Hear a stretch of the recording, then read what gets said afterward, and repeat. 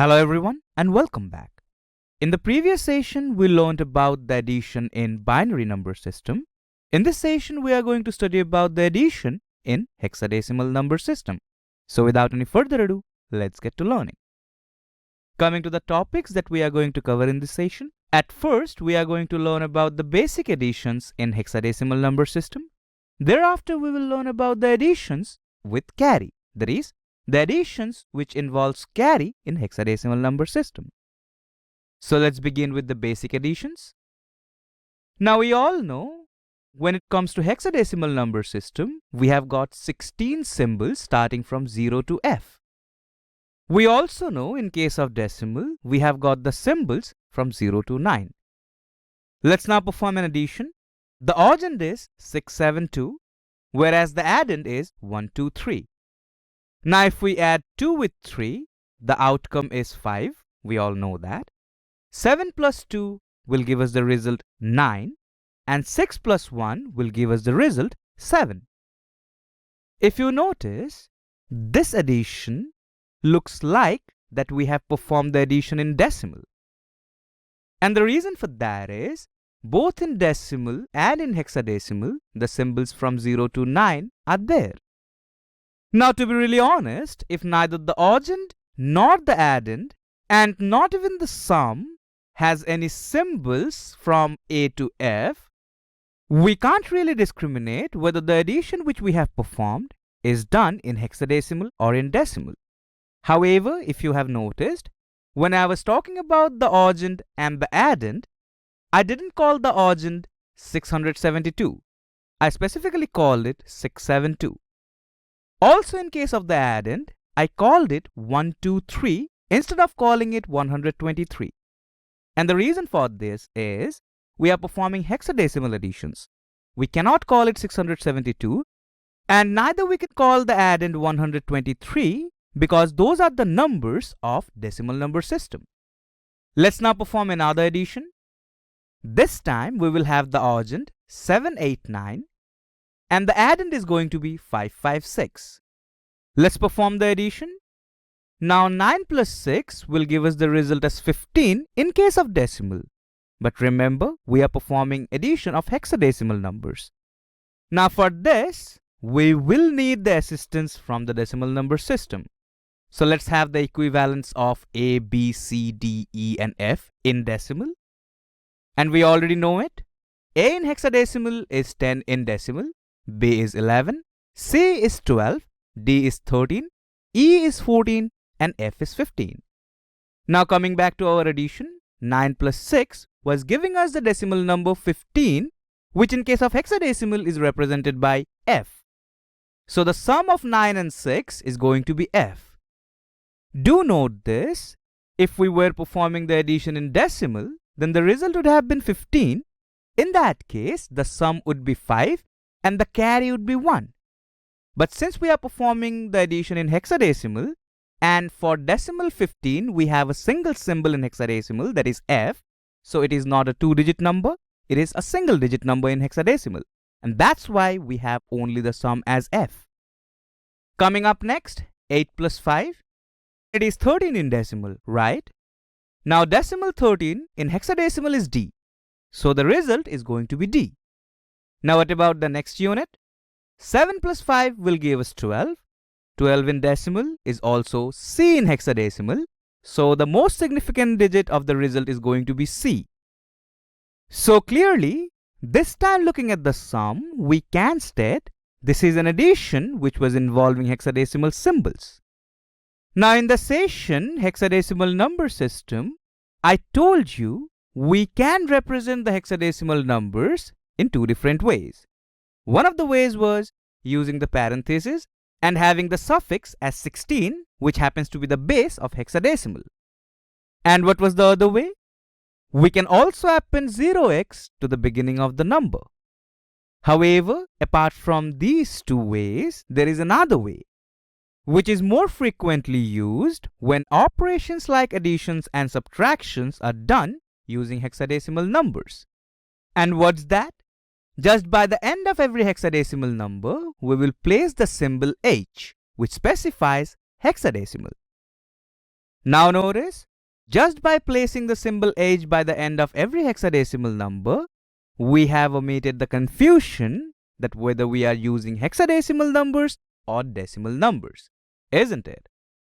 So that was all about the basic additions in hexadecimal number system. Let's now focus on the additions involving carry in hexadecimal number system.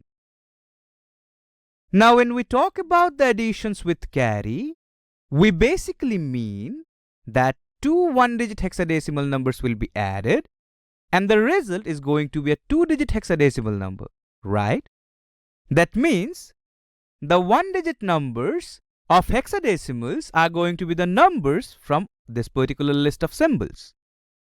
However, the outcome will not be enlisted in this particular list. These are going to be the outcomes which will involve the numbers like 10, then 11, 12, and so on. Basically, all the two-digit numbers of hexadecimal number system. Now, technically speaking, if we are talking about a two-digit hexadecimal number, what will be the place values? For the least significant digit of hexadecimal, the place value is always 16 raised to the power 0. Now, what about the most significant digit in this particular case?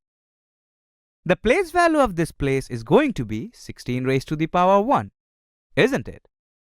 Remember, we are talking about two-digit hexadecimal numbers. Now the question is, what will be the maximum value of carry? In other words, if we add two one-digit hexadecimal numbers, in that case, what will be the maximum number in the most significant digit? Now, in order to find the answer to this, we need to focus on the largest one-digit hexadecimal number, that is f. So if we perform an addition where both the oddend and the addend are f, the result that we are going to get is going to be the largest outcome if two one-digit hexadecimal numbers are added, isn't it? Now f in hexadecimal is 15 in decimal. And that is also true for the oddend, isn't it? Now if we add 15 with 15 in decimal, the outcome, whatever we will get in hexadecimal, will be equivalent to 30 in decimal. Now in order to find the outcome in hexadecimal, all we have to do is convert this decimal 30 into an hexadecimal value. Now we already know how to do that. We will take the decimal equivalent value and we will begin the integer factorization with the base of the number system to which we would like to convert the equivalent decimal value. Now in case of hexadecimal, we know the base is 16. So let's begin the factorization. 16 times 1 is 16 and 30 minus 16 will give us the remainder as 14. Now do remember, we are trying to convert decimal 30 into hexadecimal. And 14, which is in decimal right now, in hexadecimal, it is E. So instead of 14, we will note down the remainder as E. Let's now move ahead with the factorization. We are going to divide 1 by 16. Now 16 times 0 is 0 and we will get the remainder as 1. Now we will note down the remainders in reverse order. So the hexadecimal equivalent of decimal 30 is 1E. Notice, this is the outcome of the addition of the largest one-digit hexadecimal numbers. Now what is the digit that we have in the most significant digits place?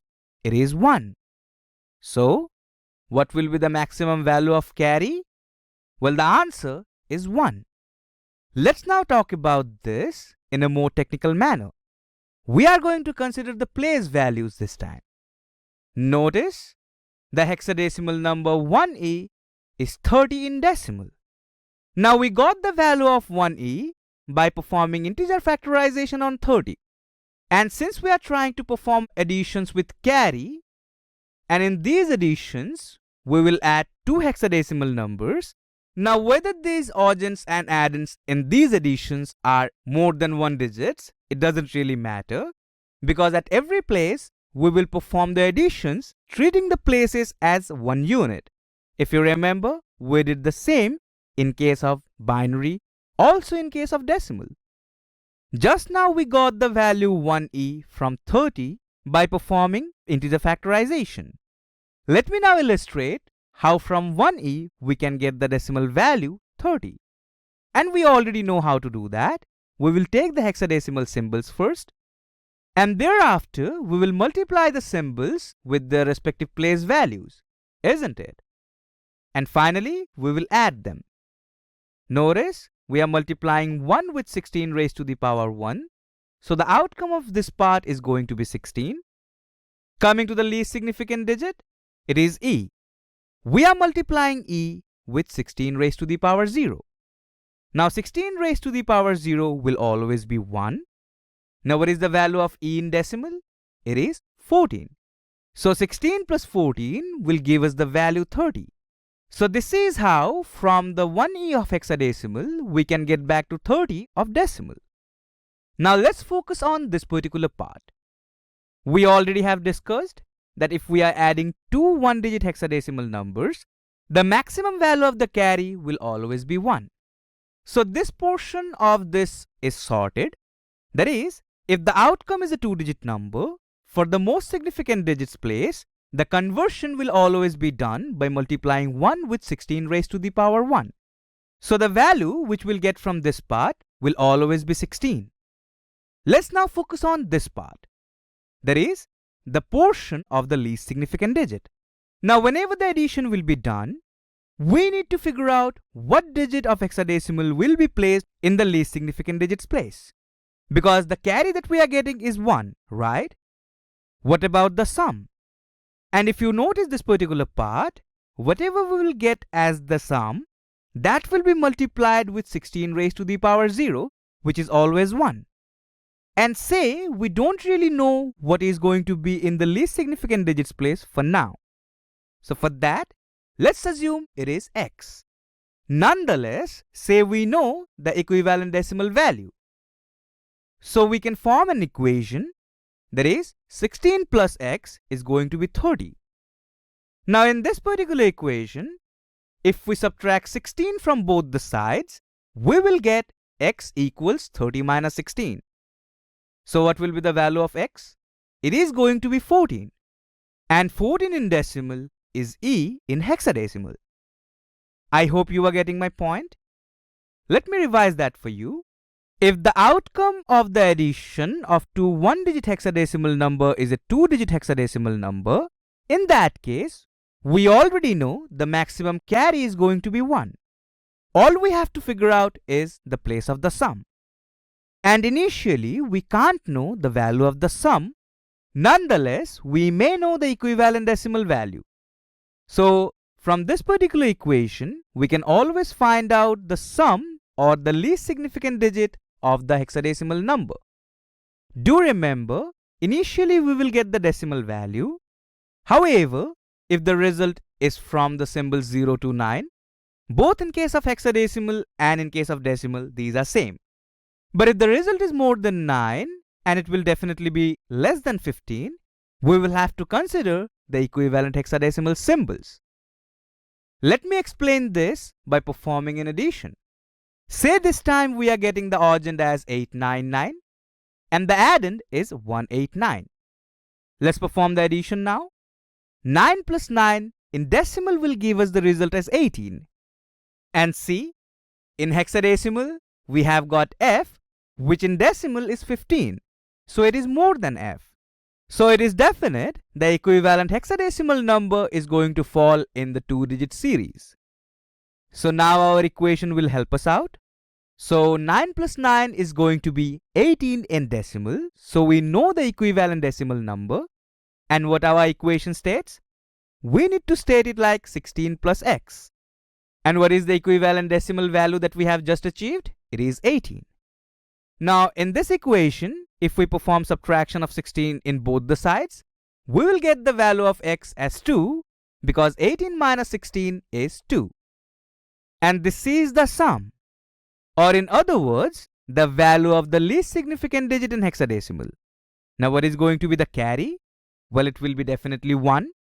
Let's now move ahead with the addition for this unit. 1 plus 9 is 10 and 10 plus 8 is 18.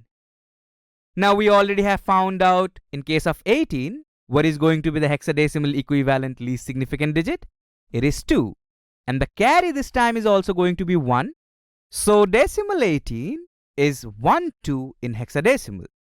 And it's also correct because F is 15, 1, 0 is going to be 16, 1, 1 of hexadecimal will be 17 in decimal. So 1, 2 of hexadecimal is definitely going to be 18 of decimal. Let's now move ahead. 1 plus 8 will give us 9 and 9 plus 1 will be 10. Now 10 of decimal in hexadecimal is A. So in the result, the most significant digit is going to be A. Therefore, the result of the addition is A22. Let's now perform another addition to get a better hold of this concept. Say this time we are going to have the adjunct DAF and the addend is going to be BAF. Now as you can notice, in this addition we are using the extra symbols of hexadecimal, isn't it? Therefore, let's also have the equivalent decimals of them. Because honestly, we will perform the additions by taking the help of our very familiar decimal number system. So F, that is 15 plus 15, will give us the result 30, which is definitely going to be a 2-digit number of hexadecimal. Therefore, in our equation, the equivalent decimal number will be 30. Now if we subtract 16 from both the sides, the value of x we will achieve as 14, because 30 minus 16 is 14. Now 14 of decimal is actually E in hexadecimal. So the least significant digit of this particular addition is going to be E, and the carry is going to be 1, because that's the maximum value of the carry, isn't it? Also, if you remember, we have seen what is the outcome of F plus F. It is 1E. Let's now move ahead. 1 plus A, that is 10, will give us 11. Again 11 plus A, that is 10, will give us 21. So this time in our equation, the equivalent decimal number is going to be 21. Now if we subtract 16 from both the sides, we will get the value of x as 5, because 21 minus 16 is 5. So the sum is going to be 5 and the carry will be 1. Now 1 plus D will give us E, that is 14. And 14 plus B, that is 11. So 14 plus 11 will give us the value 25. Let's perform the subtraction from both the sides.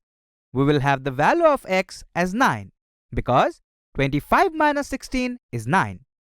So the sum is going to be 9. And since we don't have any more significant digits to add the carry with, so the carry will now be the most significant digit in the result. So this is how, using the traditional approach, we perform the additions of hexadecimal numbers, which involves the carries. Let me now show you some shortcuts to perform the same. Now we are going to understand these shortcuts with the help of decimal number system. Then we are going to implement them in hexadecimal. Let's focus on the largest 1-digit decimal number, that is 9. Now let me show you some additions where I will have the adjuncts as 9. Say we are trying to add 9 with 2, 9 with 3, 9 with 4, 9 with 5. Well, this is becoming a bit generic. Let's have the last addition as 9 plus 8. Now if we add 9 with 2, the result is going to be 11. What about 9 plus 3? The result is going to be 12. 9 plus 4 will give us the result 13. 9 plus 5 will give us the result 14. What about 9 plus 8? Well, it will be 17. Can you notice any patterns?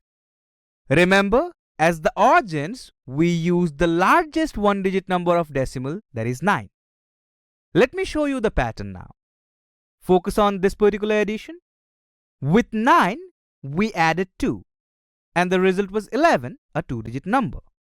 Now if you only focus on the least significant digits, notice 9, 2, 1. So the value of the least significant digit is actually 1 less than the addend, isn't it? Focus on the least significant digits for this particular addition.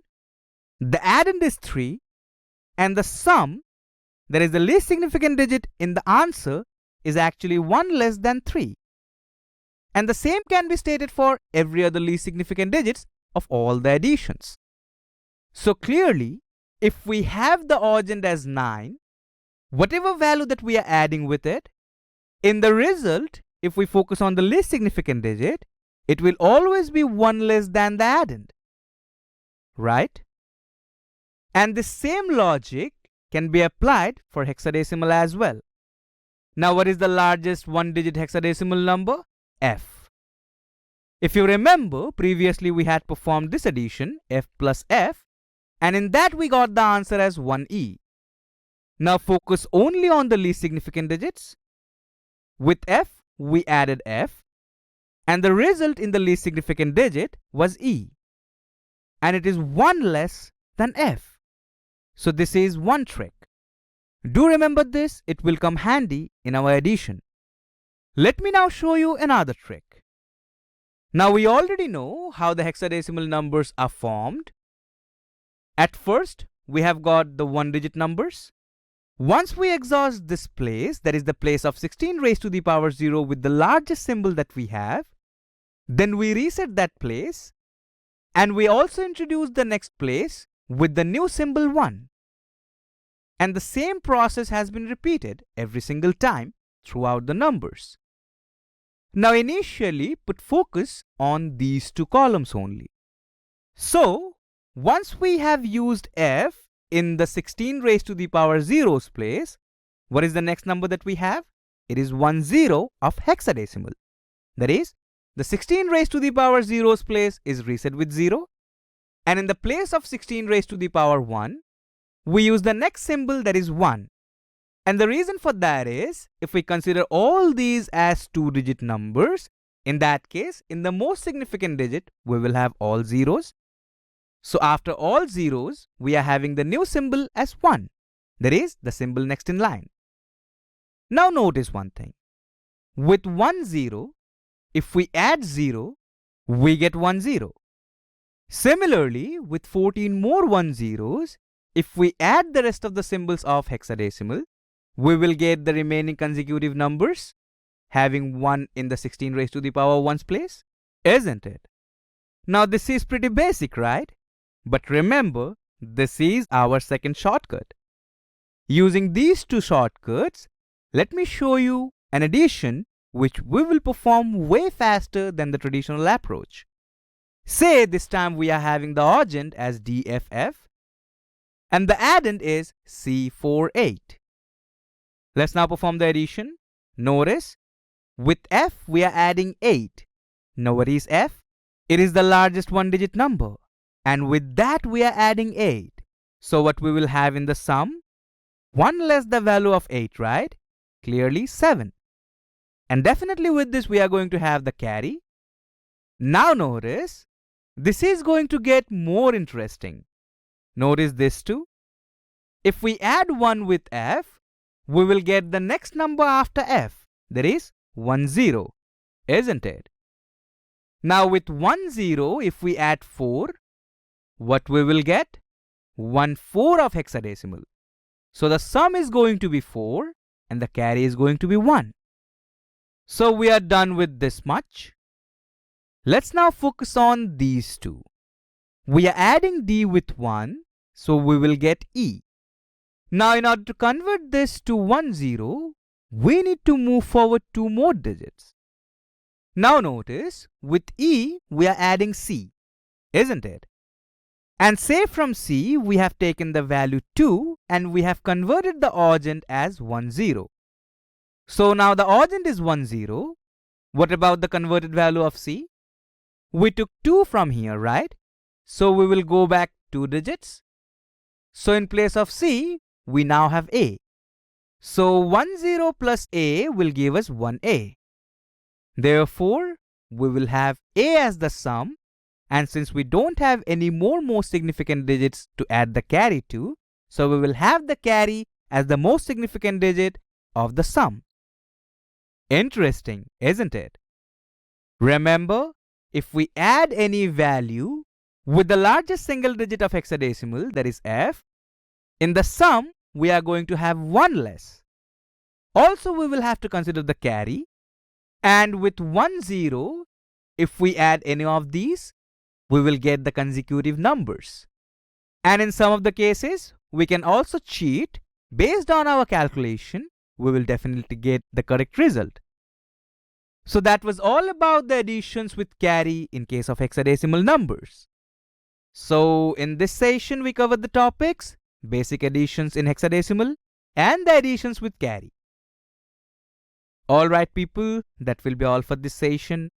In the next session, we are going to learn about the subtraction in binary number system. So I hope to see you in the next one. Thank you all for watching.